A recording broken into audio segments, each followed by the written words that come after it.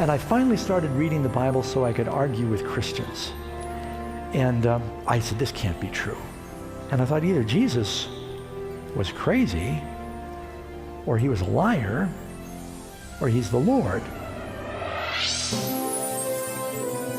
For over 40 years, Amazing Facts has been dedicated to sharing God's Word through media. This program features highlights from some of our best television broadcasts. We invite you to sit back and enjoy this edition of Amazing Facts Presents.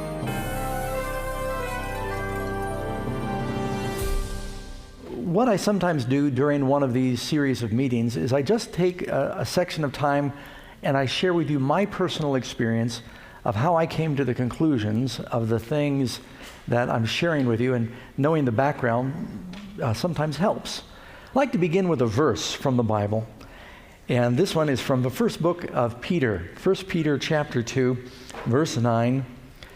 But you are a chosen generation, a royal priesthood, a holy nation, his own special people, that you might proclaim the praises of him who called you out of darkness into his marvelous light. The theme of what I'd like to share with you this morning is very simple. The world is looking for happiness, but most of the world is looking in the wrong places for happiness. People think that happiness comes from fame and fortune, from having enough friends or popularity, or from just materialism or physical satisfaction, and those things don't bring real lasting happiness. Now, I came from a very unusual set of parents, and I'll take a moment and share about that. You ever heard, that's my mom and dad. You ever heard the expression that opposites attract? It's strange that the irony of that, and somehow how people who are so opposite end up getting married. I don't know that it was ever more true than with my mother and my father. My mother was Jewish. My father came from a Baptist background. My mother was a Democrat. My father was a Republican. My mother was born in New York City, and my father was born in a small Oklahoma town. He was a country boy. I mean, they were about as opposite as you could be. Just a little bit about Dad for a moment. He was born very poor. He somehow got himself through high school and got some lower college experience, did flight training, was very intrigued with flying, knew Amelia Earhart and Charles Lindbergh and some of those people.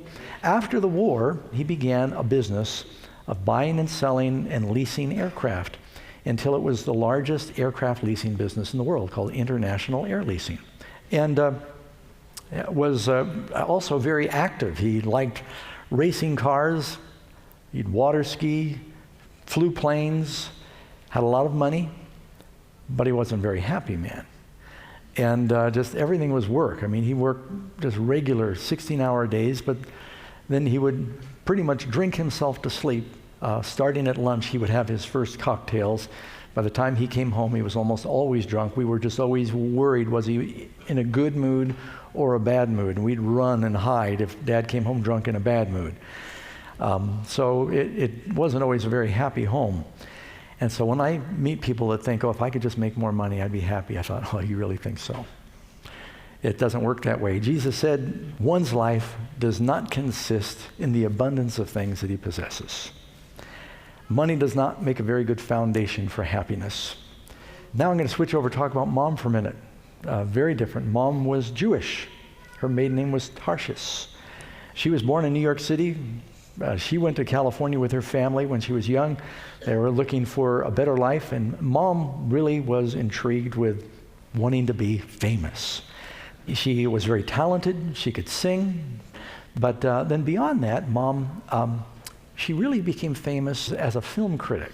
During that era, it was a very powerful position. If a critic said a movie was bad, they lost a lot of money. If it was good, they could make a lot of money. And so she knew a lot of powerful people and movie stars in Hollywood. Here's some pictures of Mom with some of the different celebrities. This is Mom and Dustin Hoffman. These are younger versions of Mom with Sylvester Stallone, Muhammad Ali. Anyone remember George Burns? Paul McCartney. Here's Mom with Warren Beatty, Jimmy Stewart, Bob Hope, Natalie Wood. Some people thought they even looked a little alike. Here she is with Sally Fields, who's still acting today, Clint Eastwood, still producing, Paul Newman, Roger Moore, one of the James Bonds. So she knew these people. And when we were growing up, my brother and I, we didn't realize, how famous some of these folks were, but famous composers and singers and actors were coming to and fro in our home, both in LA, she lived in Beverly Hills, and in New York City. And but one thing I noticed is they weren't very happy. It's all an illusion. It doesn't really mean anything. Movies and television, it just creates an illusion because you multiply an image. But they're just normal people, and they struggle. Now, I grew up mostly in New York City. I'm born in Southern California. Mom moved to New York City after she divorced Dad. People were amazed the marriage lasted 6 years. I was 3 years old when they divorced. Bounced around between my grandparents, my father, and my mother because they were so busy with their careers that we just kind of felt like we were in the way. I went to 14 different schools. Part of the reason is because Mom and Dad were changing custody. Part of the reason is because I was getting in trouble and they kept changing me from school to school. And it didn't help that Mom used drugs. And I remember one day when I was 13 years old that Mom said, well, eventually, Doug, I know that you're going to try these things. I just assume you did it at home. And so she rolled a joint and she smoked pot with me. Very common occurrence in our home, 2-3 times a week. Mom and I would smoke pot or hashish, eat ice cream.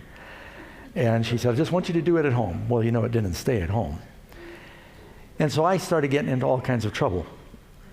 And I kind of bounced around from one thing to another. I ran away from home the first time when I was 13. I was just looking for purpose. I used to think about suicide all the time because many of the public schools we went to, they said there's no God. And when you die, you just turn back into fertilizer. There's no purpose. And I remember distinctly when I was living in New York City, I went to the edge of one of these tall apartment buildings. We lived in a building that was 20 floors up. And get out on the roof.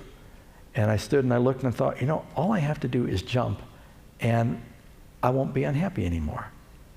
Do I need to tell you that I wasn't a very happy child? I just felt like my parents were busy with their careers and I just didn't have any peace or happiness.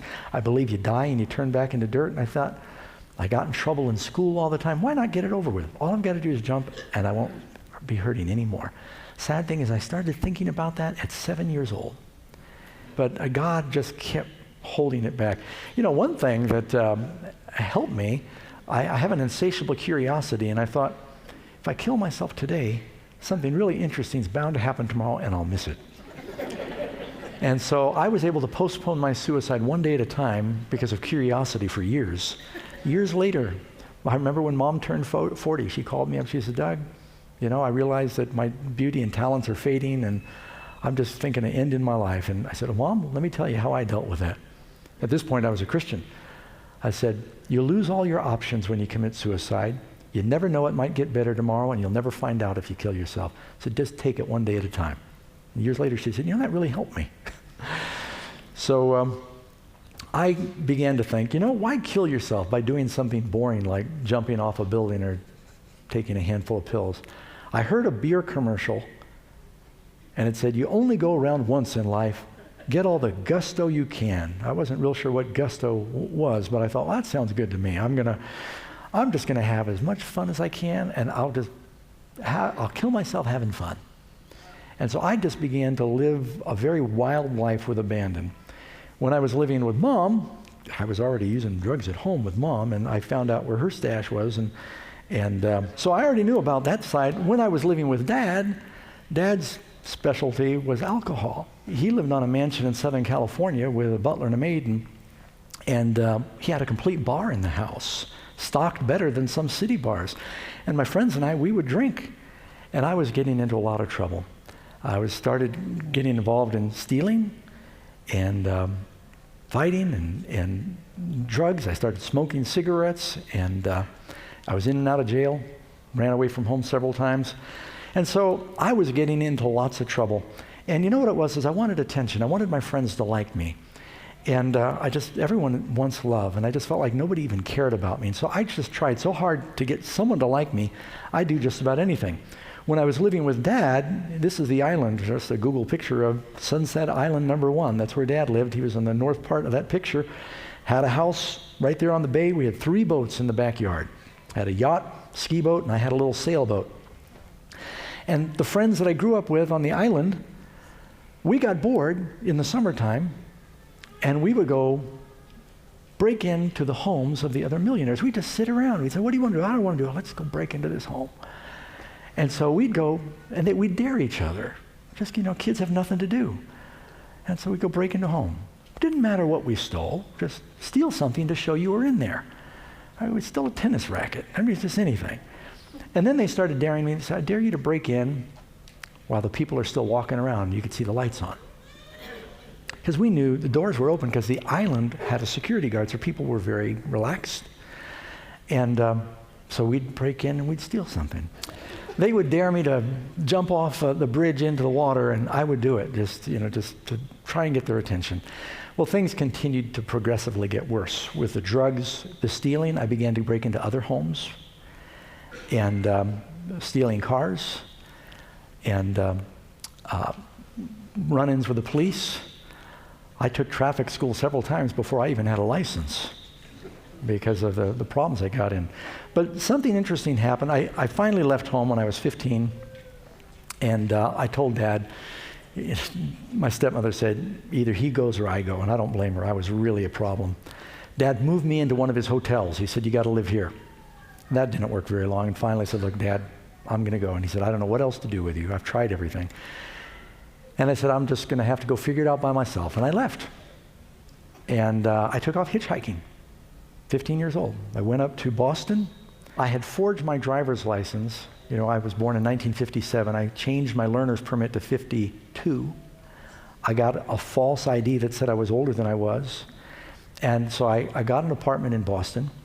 And I started breaking into homes and stealing cars, using drugs. I had a part-time job as a security guard, believe it or not. I did. A place called Boston Intelligence. And so I'd guard places at night, and then I'd steal during the day, because it just looks like you're moving. And while I was living like this in Boston, getting into lots of trouble, I met a friend who was very religious, and he was a security guard. And he found out about what I was doing during the day. And I said, Jerry, you going to turn me in? He said, oh, no, Doug, I don't need to turn you in. He said, your karma's going to get you. So what do you mean? He said, everything you do comes back. I said, there's no God. I stole that television. I got rid of it. Nothing happened to me. He said, you'll see. And not long after he told me that, I woke up in my apartment in Boston, and the door was open. And I got my scruples together, and I looked around. My TV was gone. And my radio. And I was mad. I called the police. I said, you got to track these guys down. There's thieves. So I pay taxes for you guys to do your job. And I was very indignant. And I started watching. I noticed that everything I did seemed to backfire. I'd steal something, and my friends were all thieves. They'd steal it from me. Or I would steal something, and I was often high or drunk, and I'd hide it, and I'd sober up and say, oh, where did I put that? Or I misplaced the money. Or I'd steal something, and I remember once I just risked my life. I stole this stereo. I got back, I plugged it in. It was broken. It didn't even work. And I started thinking, there must be a God. Jesus said, do unto others as you would have them do unto you. And it seemed like everything he did, it was backfiring on me. What convinced me finally was a little thing. I went to someone's house. I didn't quit stealing immediately. I kind of tapered off. I went to someone's house and I stole a box of Krusty's Instant Pancake Mix. And I know this sounds really dumb, but I did it because it was whole wheat pancake mix. Now, you got to just think about how dumb this is. I mean, I am drinking, I'm smoking, I'm using drugs, but I was a hippie, and I thought, I just use whole wheat pancake mix. They had this brand new box of Krusty's Instant Pancake Mix, and this is back before they had the barcodes, and they had the little round stamp on top. They'd stamp the top with the price, little circle, $1.19. I stole it. That day, I went back to my house, and some friends had come by while I wasn't home. I had just bought a brand new jar of Tang instant breakfast drink. Anyone remember that? My friends drank the entire jar, And there by the empty jar was the lid, and the lid was stamped $1.19. And I looked at the pancake mix, and I looked at the lid, and I thought, crime doesn't pay. I started thinking, there must be a God. So I began to search. So I started getting into all these Eastern religions. And Buddhism, that's back in the days of the Beatles, and everybody was meditating, and the Eastern religions were very intriguing in America. And so I was meditating, and I got into something called the spiritual science of DNA, and I took a little bit of kind of the Jewish heritage and mixed that in, and of course I'd gone to Catholic school, and so I kind of made this big old potluck of all these different religions with myself as my own little pope, trying to put it all together. And I was very spiritual, and I'd quote suddenly from one religion and then from another religion. And while all this is happening, I was so spiritual and so religious, I'm still using drugs and drinking. I'm still a slave to my sins. It hadn't made me any better. Well, about this time, my father flew to Boston, and he made a special trip, and he said, Doug, you need to go back to school. You're wasting your life. My brother, Falcon, was sick. He couldn't take over the family business. And I had a stepbrother from Dad's third wife, Betty, and he was starting to do what he couldn't. Dad said, you're throwing your life away. You need an education. He said, Doug, I found a good school. You're going to love it. He says, you like adventure? This is a school that's on a boat. It was called the Flint School. There are two schools like this in the world back then. One they made a movie out of called White Squall. That was an all-boys school. This one was co-ed. And so he said, oh, you'll love it. And so he pled with me. I said, okay. Somehow he got me a passport, flew me to Milan, Italy, put me on this boat. It was actually two sailboats that sailed together. It was called the Flint School. And after he left, I realized I'd sort of been tricked, because this was a very unique school for the children of politicians and millionaires to get them out of their environments. They had a lot of kids getting mixed up with Moonies and cults and drugs back then, and they got them out of the environment. It put them in a controlled environment, taught them, business principles, but they taught atheism. Now I'm very spiritual, and they're showing films of Darwin. They're telling us to read the books of Ayn Rand, Atlas Shrugged. I don't know if you know about that stuff. It's sort of like Your God. And the captain said, look, you have to eat on the floor if you're not going to participate. And so I'd say, fine, I'd eat on the floor. I disrupted the school. And they said, well, you're going to have to stay in your room. And I had my friends bringing me food, and this went on for 2 months. So we had an interesting experience. We were sailing from northern Africa, Tunis, Africa, over to Port of Mahon, Spain. And on the way across, we encountered just a terrible storm. And water was coming in, mainsail ripped, the wind was howling, captain was seasick, water was cold, it was Christmas time. And what do you think atheists do when they think they're going to die? They start praying. And I was doing some praying. And you make promises. You all know what you're doing wrong when that happens. And so, of course, fear is the wrong reason to serve God. As soon as the storm was over, we forgot all about the prayers and the promises.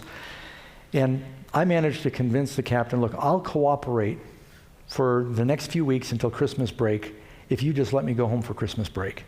And they were so anxious to get rid of me, he called my dad and said, you got a deal. And told Mr. Batchelor, we think Doug's shown great progress. We're going to let him come home for Christmas. Because my dad had to pay the whole year up front. They didn't care. They just want to get rid of me. So I got on the airplane in Madrid, Spain, ordered beer and got a pack of cigarettes and told them, I said, you will never see me again. And they never did. I got back to the States, went on a ski vacation with Dad. When it was time to go back to school, I ran away for the last time. And I went hitchhiking across the country to a place I found when I was 15 in the mountains above Palm Springs. There's a very tall 10,000-foot mountain called Mount San Jacinto. Halfway up this mountain, there's a cave. There's several caves up there. And I said, I'm going to find God in nature. Now, on my way out to Palm Springs, something interesting happened. I got stuck on the highway in Oklahoma. I was cold, hungry. All these trucks were going by. And I was a little hungover, and I was desperate. And I said, I ought to try praying. And after standing there for 8 hours freezing, because I had Florida clothing on, it was December in Oklahoma, it was freezing cold. I prayed and I said, Lord, I know I've been a terrible person. If you're there, will you please help me? And I need help with 4 things. I said, please help me to get a ride to where I'm going. I had like 1,500 miles to go. I said, please help me get some food. I was hungry. Help me get some money. Lost all my money drinking and playing pool the night before. And then I prayed for a ride with someone normal, because I was getting picked up by some very strange characters.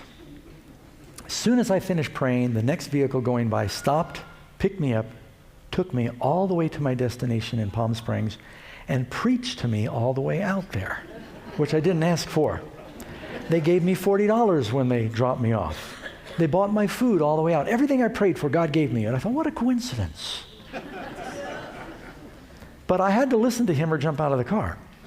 So I listened to him and I thought, Bible's fairy tale. Now I'm going to find God through nature. So I moved up into this cave way up in these desert mountains, and I just didn't want to be around people. I was so tired of the people in New York City, and I didn't get along with people. I said, I'm just going to see if I can find God through nature. Well, the miracle is, when I moved into this cave, there was a Bible that someone had left in the cave up there in the hills. And I finally started reading the Bible so I could argue with Christians. And, I said, this can't be true. But as I kept reading, I realized it is true. And I thought, what have I got to lose? I read in the encyclopedia, it says Jesus really lived. And I thought either Jesus was crazy, or he was a liar, or he's the Lord. He didn't lie. He wasn't crazy. Maybe God did become a man to save us, and that there's a purpose for our lives. So up there in the cave, I finally decided, I've tried everything else. I got on my knees. I said, Lord, I'm a mess. Will you come into my heart and give me some purpose for living? And I was as far away from God as a person can be. I'm running around naked up in the mountains. I'm eating out of garbage cans, using drugs, smoking, lying, stealing. I was a big zero.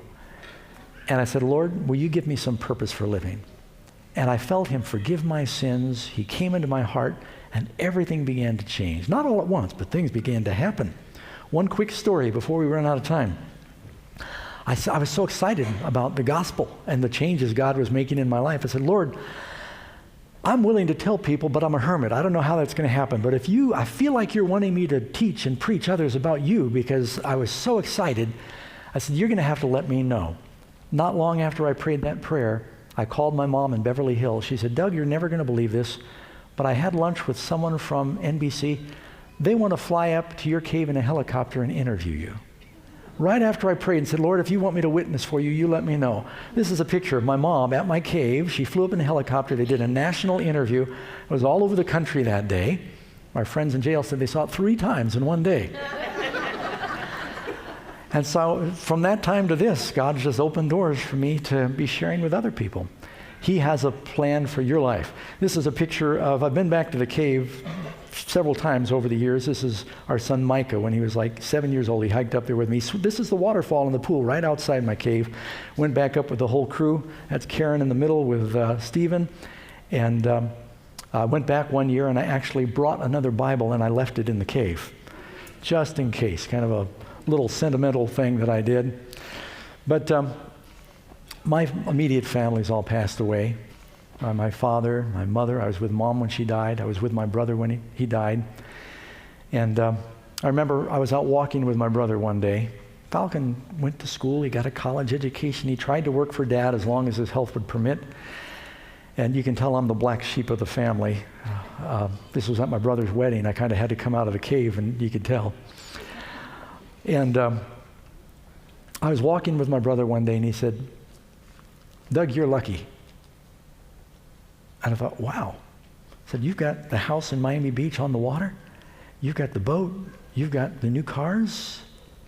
You've got all the things that the world wants. He said, Doug, you're lucky. He said, I'd give everything I have if I could have your lungs and live a little longer. He said, God isn't fair, my brother said. He said, I'm so smart, but I'm sick. And he said, you're so healthy, but you're stupid.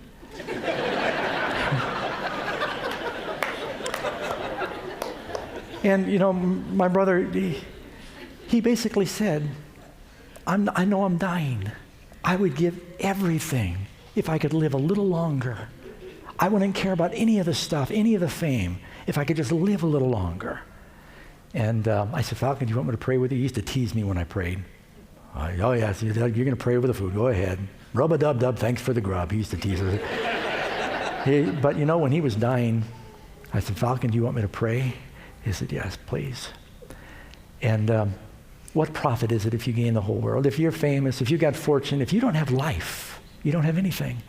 My brother would give everything for a little more of this life, and yet sometimes we're reluctant to let go and let Jesus take our lives and have eternal life. Stay tuned. Pastor Doug will be right back with this week's special free offer. I really wanted to start a new devotional habit, but life got in the way. Next thing I know, we're a month into the new year, and I'm like, what's the point of starting? Then I saw 365 amazing answers to big Bible questions. Each day is a single study, so you can start anywhere on any day and not miss a thing. They're crisp, clear, and enlightening. Get yours today by calling 800-538-7275 or visit afbookstore.com. Together, we have spread the gospel much farther than ever before. Thank you for your support.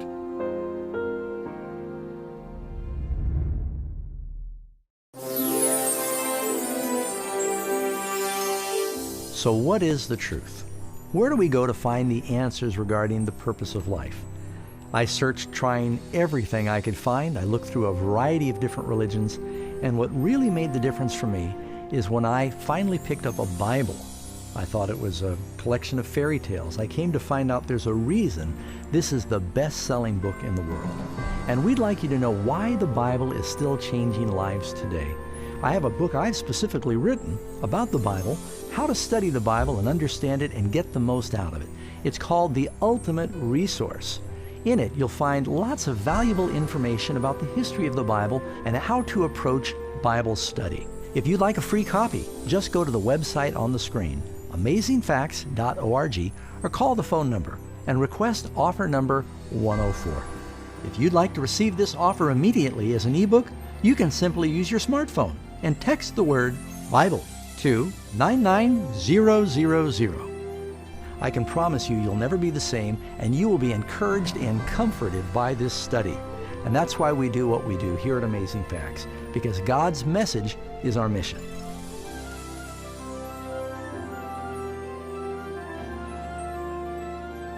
This is your last chance to take advantage of this week's special free offer. There is no cost or obligation. Just call the toll-free number on your screen and be sure to note the offer number when you make your request.